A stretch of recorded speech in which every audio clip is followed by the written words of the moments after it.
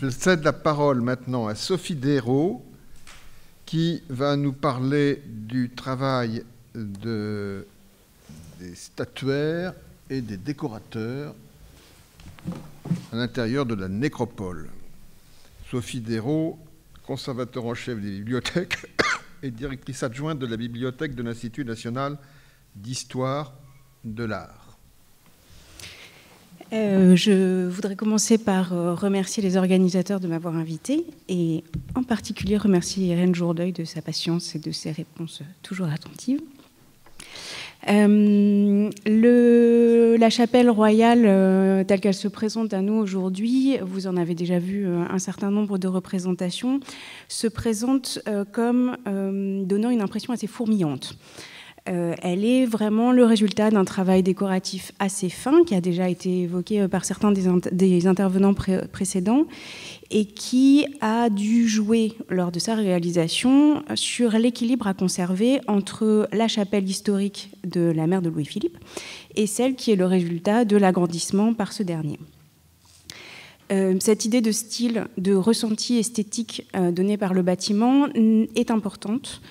Pas seulement parce que nous parlons du XIXe siècle et de sa réputation de siècle des revivals ou des néo-styles, selon le terme que l'on veut employer, mais aussi parce qu'au moment où cet agrandissement, ça a déjà été un peu évoqué ce matin ou en début d'après-midi, aussi parce qu'au moment où cet agrandissement de la chapelle est décidé, au milieu des années 30, on est déjà à un moment où le goût pour le néo-gothique est à son pinacle, sans faire de mauvais jeu de mots, mais où le goût de la Renaissance commence déjà à pointer son nez, alors que dans ce contexte, l'attachement au classicisme pour les bâtiments religieux commence à peine à être remis en question. Ça a été dit, c'est pas du tout encore massif. Par exemple, il n'y a pas d'église à ce moment-là nouvelle néo-gothique à Paris. Il faudra attendre la basilique Sainte-Clotilde pour ce faire.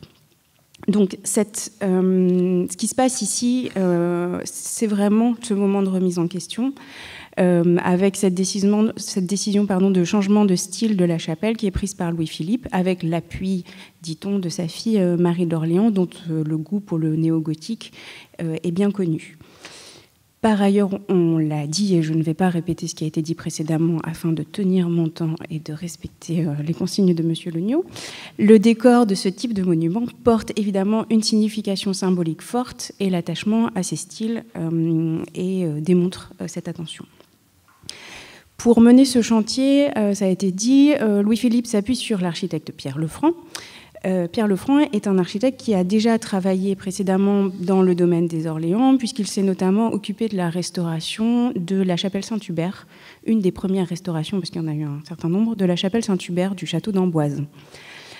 Sur ce chantier, Lefranc emploie un sculpteur qui est habituellement présenté comme le dernier sculpteur des bâtiments du roi, qui s'appelle Jean-Baptiste Louis Plantard, qui a effectivement été très actif aux Tuileries, au Palais Royal, à Versailles. C'est aussi lui qui interviendra dans les ornements de la chapelle Saint-Ferdinand au début des années 40. Au vu de tous ces chantiers, il est assez évident qu'il dirige un atelier important, mais je ne vais pas m'apesantir sur cet atelier, d'abord parce que ce n'est pas le sujet, et ensuite parce que Justine Guin, qui fait sa thèse sur Plantard, est dans la salle. Cela dit, il faut quand même dire que lorsque l'atelier de Jean-Baptiste Plantard travaille à la restauration de la chapelle d'Amboise en 1835, le bras droit de Plantard à ce moment-là s'appelle Michel Liénard. Liénard est présent dans l'atelier de Plantard très tôt, puisque c'est là où il a appris son métier de sculpteur ornemaniste, après un bref passage par l'école gratuite de dessin de Paris. Et petit à petit, il est resté quand même de nombreuses années dans l'atelier de Plantard. Il y a vraiment pris une place importante, puisque d'apprenti, il est vraiment passé à bras droit. Dans cet atelier de Plantard, il a rencontré un autre sculpteur ornemaniste qui s'appelle Émile Knecht, qui est d'origine alsacienne, dont je n'ai pas de portrait, mais qui lui est passé par l'école des Beaux-Arts avant d'arriver chez Plantard.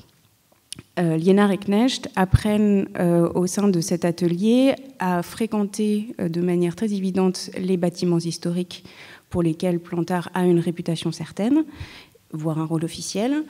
à vraiment voir les différents motifs, leur appréciation dans l'espace, la manière dont on peut les rendre, dont on peut agrandir ces espaces historiques sans que cela pose problème esthétiquement. Donc, j'ai mis juste à droite, vous voyez 2 dessins que Liénard a fait quand il était à Amboise, puisqu'il était probablement responsable de ce chantier sur la chapelle Saint-Hubert pour l'atelier de Plantard. En 1838, donc à peu près au moment où les travaux de Dreux commencent à se mettre en place ou à se penser, Michel Liénard quitte l'atelier de Plantard. Ça a été un peu dramatique, on ne va pas s'apesantir là-dessus.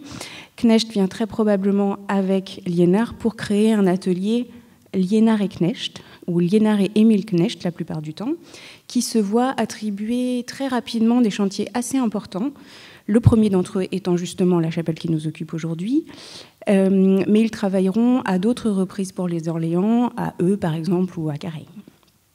L'atelier de Liénard et Knecht est localisé à ce moment-là rue de Babylone à Paris. C'est l'adresse de Liénard à ce moment-là, mais ils partagent un atelier en commun presque jusqu'en 1848. Et après, de toute façon, ils restent très proches, ils sont amis, liés familialement, etc. C'est encore un peu une énigme, comme un certain nombre de choses d'ailleurs liées à ce chantier, de savoir comment est-ce qu'un atelier aussi récemment formé obtient une réalisation aussi monumentale, on va le voir, et aussi prestigieuse. Je ne peux donc faire que des hypothèses de réseau, de premières réalisations qui ont bien un prix, voire suspecter qu'un jeune atelier serait peut-être moins cher qu'un atelier plus important et plus confirmé, même si les sommes évoquées dans les mémoires de travaux tendent à infirmer un petit peu cette hypothèse.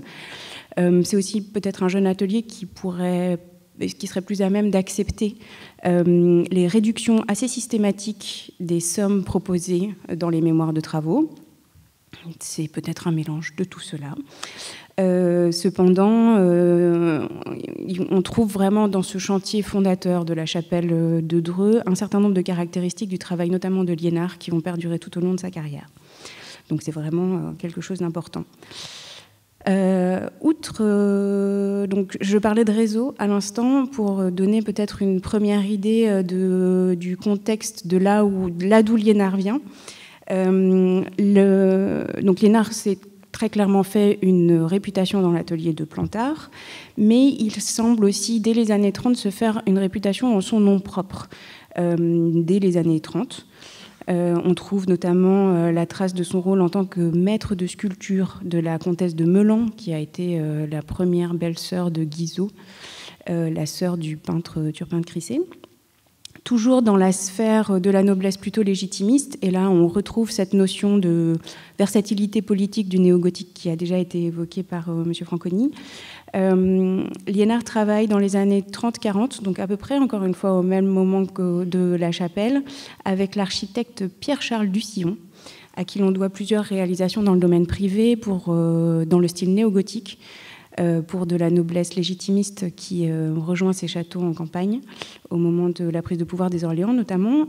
Juste avant Dreux, par exemple, Liénard et Ducillon travaillent ensemble au château de la Roche-Mailly, pour le comte de Mailly, où un certain nombre de dessins dont on dispose pour ce chantier peuvent être assez facilement rapprochés de ce qui se passe à Dreux.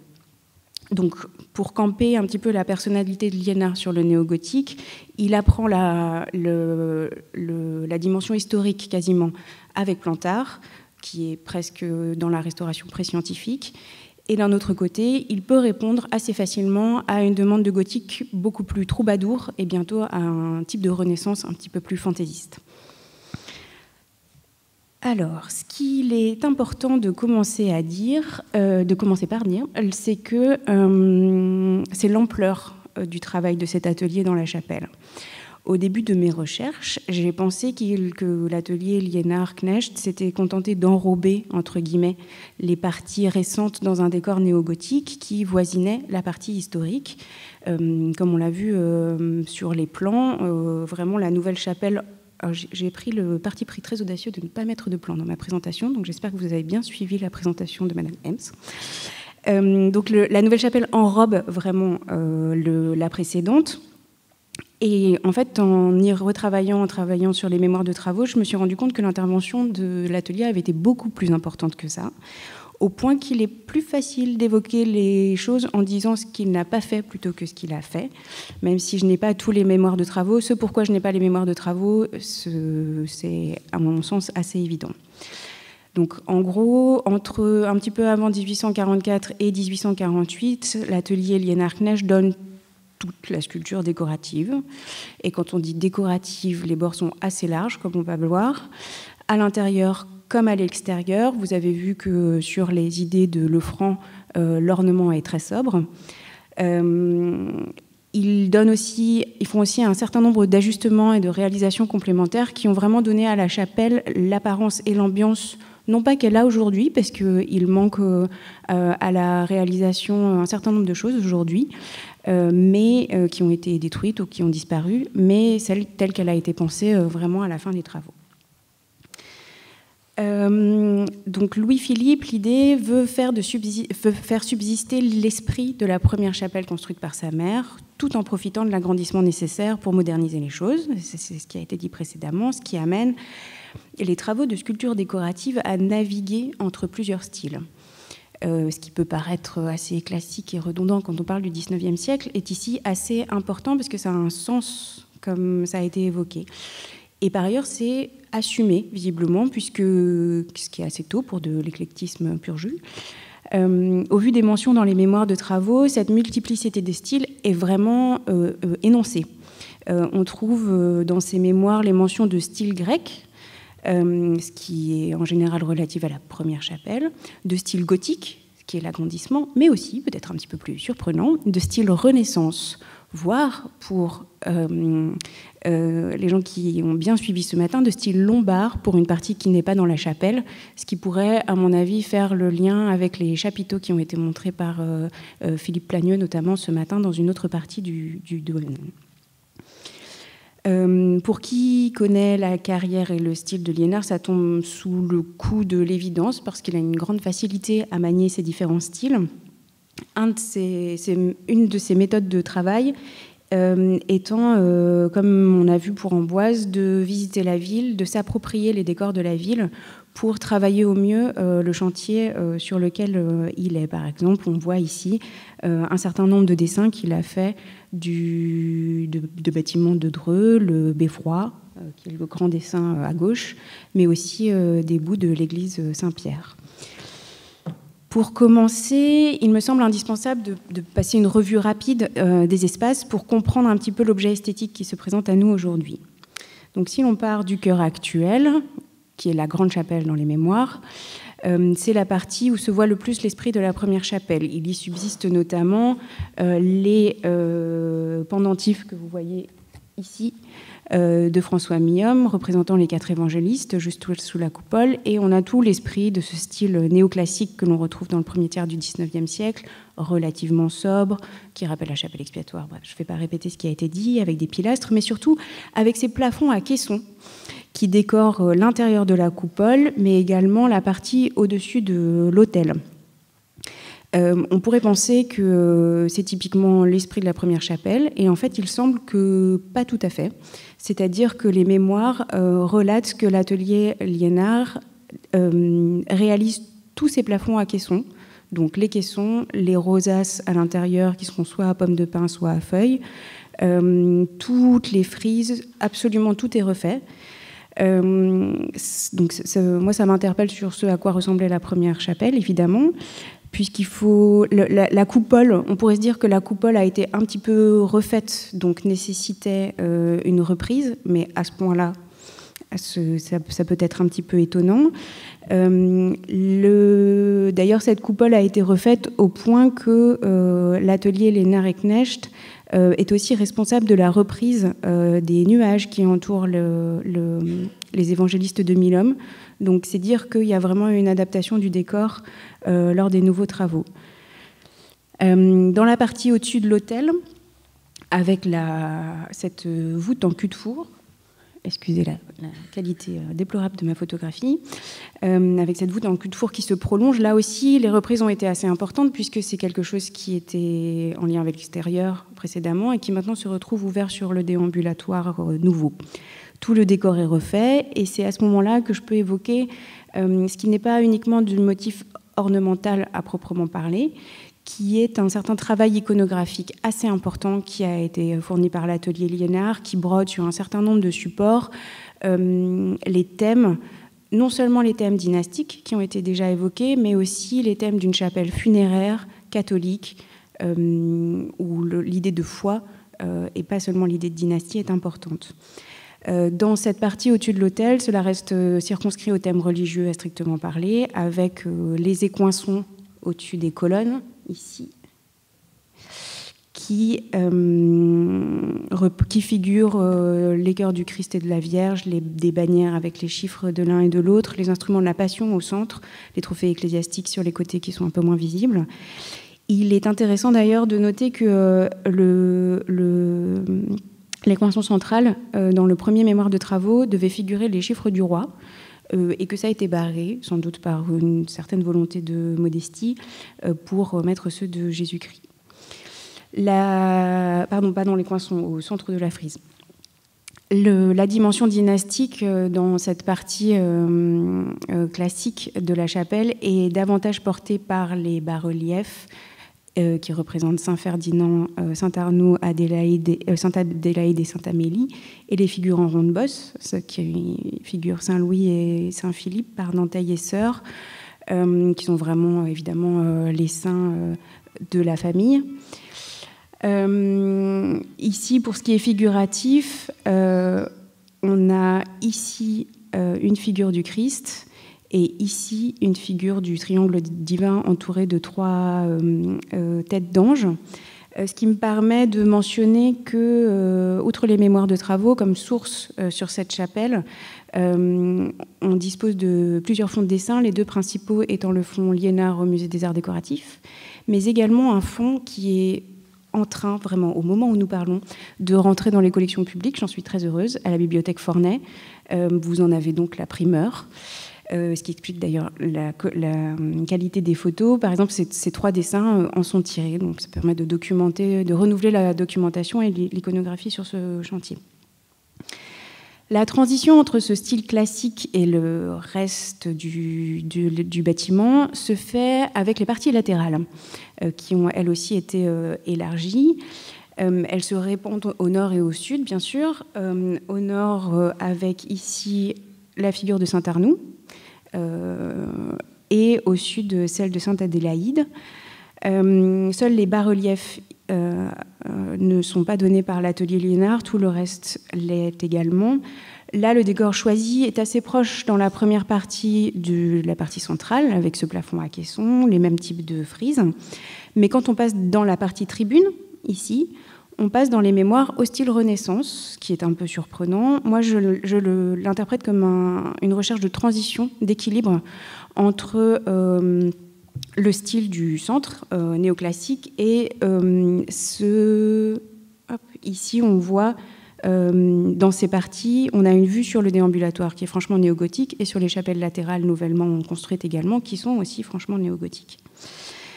Le 3e prolongement vers la porte est lui aussi clairement dans le prolongement du chœur avec la figure de Saint Louis et par contre là des panneaux ornementaux sur le thème de la musique puisque c'est la tribune du chœur qui accueille l'orgue de Cavaillé-Coll. Juste en mentionnant que Liénard a beaucoup travaillé avec Cavaillé-Coll mais a priori pas sur ce chantier. Donc, je parlais de transition parce que tout ce qui a été ajouté dans les travaux des années 40 est franchement d'esprit néogothique, on a pu le voir, à commencer par les chapelles latérales qui sont quasi, elles, invisibles du chœur, mais qui donnent sur les tribunes. Et bien sûr, la partie maîtresse qu'est ce déambulatoire impressionnant, ou la crypte dans les mémoires de travaux, où prennent place alors la majorité des tombeaux. Alors là, c'est un déluge d'ornements fourmillants. Les mémoires de travaux précisent souvent tous variés, tous différents. On veut bien le croire parce que quand on regarde de près, très peu de choses se répètent. Toutes les frises, tous les chapiteaux, tout est différent, plein de petits détails. Il y a là des inspirations archéologiques, notamment de Saint-Pierre, mais sur tout ce qui est figuratif, on va le voir, un style quand même beaucoup plus contemporain quand il s'agit de figuratif. Ce serait évidemment un petit peu fastidieux, et la journée commence à être longue, et un petit peu inutile aussi, de passer en revue la diversité de ces motifs, parce que c'est justement l'ensemble, l'impression d'ensemble qui fait sens, à mon avis. La partie supérieure, loin du regard, porte un décor d'ornement, donc comme je le disais, quasi archéologique, avec des feuillages très variés, en frise, en chapiteaux, quelques anges, quelques chimères, quelque chose d'assez classique quand on considère le gothique et le néogothique. Mais un des points marquants de ce déambulatoire sont les pas moins de 68 écoinçons ou demi-écoinçons qui occupent les espaces ici, entre les ogives. Nous allons donc les passer maintenant les uns après les autres en revue. Non, je plaisante. Ce qu'il faut retenir vraiment de cette partie, c'est qu'elle est très figurative et elle a vocation de lecture. Elle est au niveau des yeux. Ça se lit comme un livre d'images. Et c'est vraiment volontaire. C'est très chargé de chance sur l'iconographie. Il faut porter un discours funéraire, religieux, funèbre parfois même, mais d'espoir dans la religion, avec parfois des petites pointes dynastiques, il y a notamment une Jeanne d'Arc, mais avec une certaine inventivité dans une forme en triangle qui n'est quand même, il faut l'avouer, pas si facile à exploiter. Ces écoinçons sont regroupés par 3 sur la partie intérieure, juste à l'aplomb du cœur, et par 5 sur l'extérieur. Ils mêlent parfois, ils mettent en scène plutôt la chapelle à la fois comme un lieu de culte et comme une sépulture. Donc je vais juste prendre quelques exemples histoire de vous montrer. Après, la plupart d'entre vous, je suppose, ont visité ou visiteront la chapelle, donc vous pourrez vous amuser à reconnaître et à tester votre culture. Ici, on a l'exemple des 4 séries de 3 qui s'articulent autour des évangélistes, avec une feuille qui est apparue donc, dans ce nouveau fond de dessin dont je parlais, qui montre un petit peu la réflexion qu'il y a autour de qu'est-ce qu'on figure autour. Les figures centrales, c'est facile, c'est les 4 évangélistes, donc on a les symboles des 4 évangélistes. Mais autour, il faut à chaque fois figurer quelque chose d'autre. Donc l'idée, c'est d'attribuer un petit peu 2 paraboles à chacun des évangélistes. En vrac, on a la parabole des pains, notamment côté Saint-Matthieu. On a les urnes des noces de Cana et la multiplication des pains. On a la pêche miraculeuse côté Saint-Luc, par exemple. On a un certain nombre de choses comme ça. Et cette réflexion, on voit bien sur cette feuille de notes, se déroule un petit peu à la fois esthétique, pour voir qu'est-ce qui rentre dans ce triangle, et iconographique. Pour l'extérieur, on a vraiment ces séries de 5 avec, en général, chaque section de 5 a un thème spécifique. Donc, par exemple, en haut, ici, vous avez la pesée des âmes au centre, avec à gauche l'âme qui ressuscite, qui va au paradis, à droite l'âme qui est dans les flammes de l'enfer avec un petit démon. Donc la leçon est assez simple. Sur l'exemple en dessous, on a par contre une annonciation avec l'ange Gabriel à gauche et Marie qui reçoit l'Esprit Saint à droite, avec les lys et les roses comme symboles végétaux sur les côtés. Donc à chaque fois, on a un petit peu ces thèmes qui sont développés et qui en général trouvent d'ailleurs un écho sur la figure qui est au centre de la frise en refend, juste au-dessus, qui elle aussi à chaque fois est différente. Donc l'autel était évidemment le point central religieux sur la partie supérieure, mais le nouveau point d'importance, ça a été dit plus bas, c'est la chapelle axiale, la chapelle de la Vierge. L'atelier Liénard, à cet endroit, donne non seulement tous les éléments décoratifs que l'on voit, là aussi, les petites figures dans les frises de refend, les frises, les frontons, les chapiteaux, etc. Mais il donne aussi les 5 bas-reliefs dont vous avez ici l'annonciation sur la vie de la Vierge. Alors, ce n'est pas exactement le meilleur de la sculpture du XIXe siècle, soyons honnêtes, ça fait le job, si je puis m'exprimer ainsi. Moi, je trouve que leur relative sécheresse sert assez bien les gisants dont il sera question demain et n'éclipse pas. Ils sont vraiment, vraiment là pour faire de la figuration, encore une fois, de la lecture assez simple. Par ailleurs, Liénard et Knecht donnent les anges inspirés de ceux qui surplombent le tombeau de Marie d'Orléans, ainsi que les deux anges juste au-dessus des portes, enfin des escaliers qui vont au caveau, au nord et au sud. Donc celui-là, c'est celui du sud. On voit aussi là d'ailleurs le clash entre le style gothique et le style plus classique de la partie supérieure. Donc les deux anges, celui-ci c'est l'ange de la douleur, au nord vous avez l'ange de la résurrection. Ces deux anges d'ailleurs à noter sont entourés de guirlandes végétales, l'une ici de pavots, celle du nord c'est du cyprès, ce qui m'amène à insister sur attirer votre attention sur la végétation, qui est un sujet dans lequel Liénard excelle dans tous les types de rendus, que ce soit très naturaliste ou beaucoup plus abstrait, beaucoup plus figuratif, beaucoup plus ornemental. Les deux fonds de dessin montrent beaucoup d'études sur le réel qu'ils transforment petit à petit.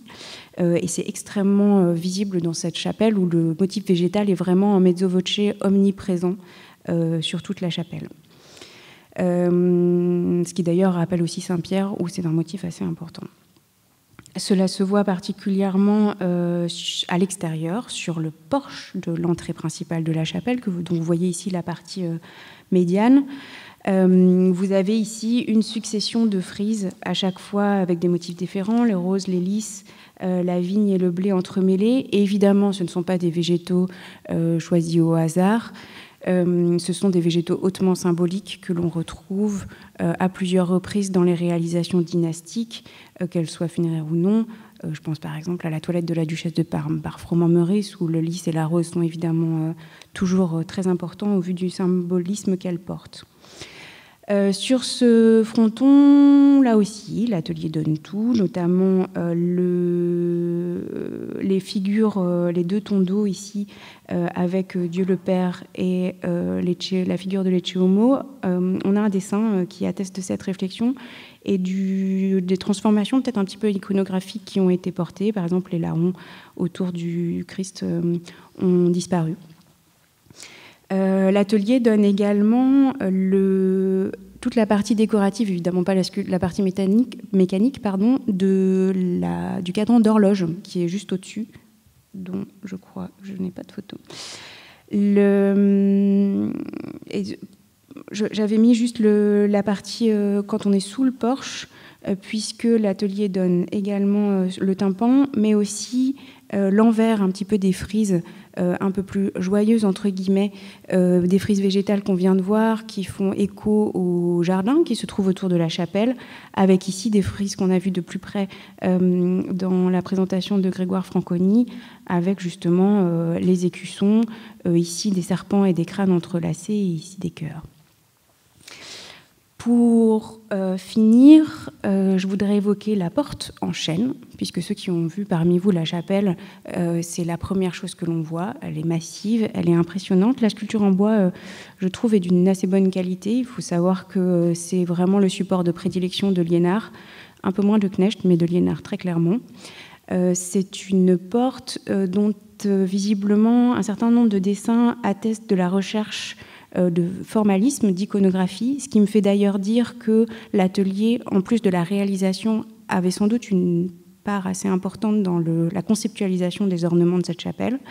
Donc vous voyez en haut, j'espère que vous voyez à peu près, plusieurs idées de mode de figuration des apôtres pour la porte, mais toujours avec cette idée de double lancette. Et en bas, un dessin un peu plus énigmatique, puisqu'il mentionne Saint-Denis. Donc là, c'est peut-être plutôt de la recherche d'inspiration, de copie de modèle pour de la recherche d'inspiration. Pour le reste de l'extérieur, le décor est plutôt sobre. Donc ce qui se passe vraiment, c'est l'intérieur. Je pense que cette recherche d'équilibre se voit assez bien là.